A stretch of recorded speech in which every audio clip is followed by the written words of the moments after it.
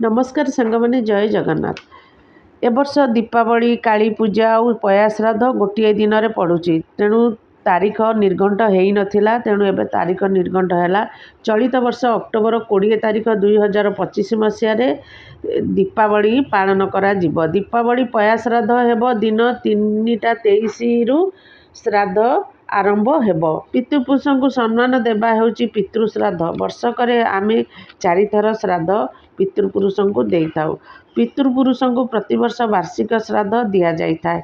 पितृपक्ष श्राद्ध हेउछि आश्विन मास कृष्ण पक्ष प्रतिपदा ठारू आरंभ होई महालय अमावास्या पर्यंत 15 दिन पर्यंत पितृपुरुषों उद्देश्य श्राद्ध दे था। महालया अमावास्या को मध्य पितृ अमावास्या कहा जाए।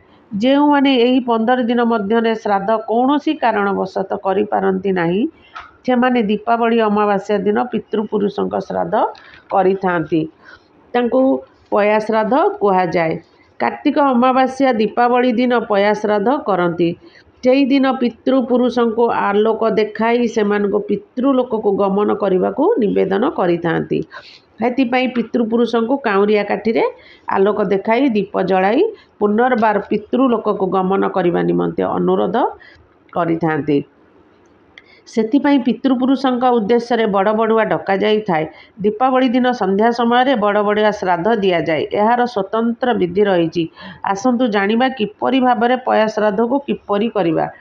दीपावली अमावास्या दिन बारंडा बा अगणारे मुरुज पकाई श्राद्ध पाई कोठी कटा जाई थाए। सेही घरर उत्तर भागरे 7टी कोठी ऋषि मुनि दक्षिण भागरे 12टी कोठी पितृपुरुषों पूर्व भागरे 10टी कोठी देवता मुरुजरे अंका जाई थाए।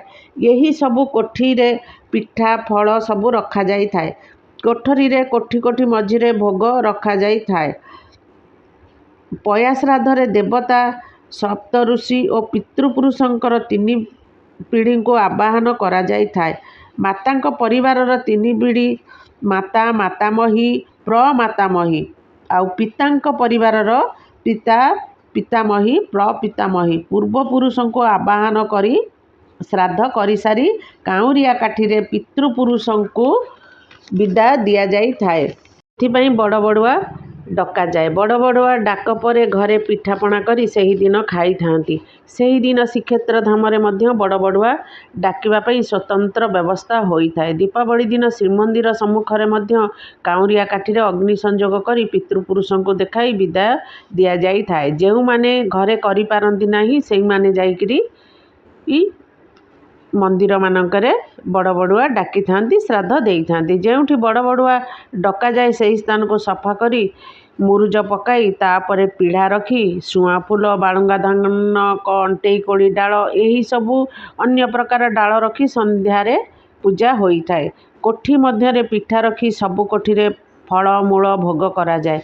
नड़िया पिंछरे बलिता गुड़ाई सेतेरे पानी बुला जाई थाए। पितामह और मातामह को 3 पुरुषों को श्राद्ध करा जाए।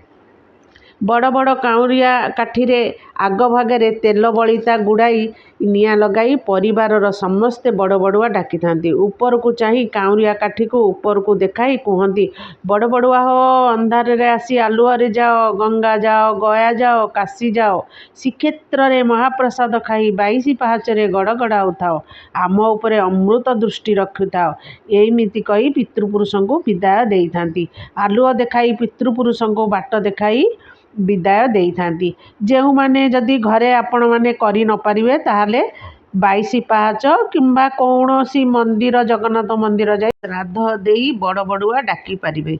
पितृपुरुषों को श्राद्ध आ बड़ बड़ुआ डाकिले पितृपुरुष माने आशीर्वाद दे थांती। परिवार खुशी रे रही थाए। तापरे चारिआडे दीप से दिन तो दीपावली चारिआडे दीप लगेबे तापरे परिवार सह मिसिकिरी बाण फुटाइबे।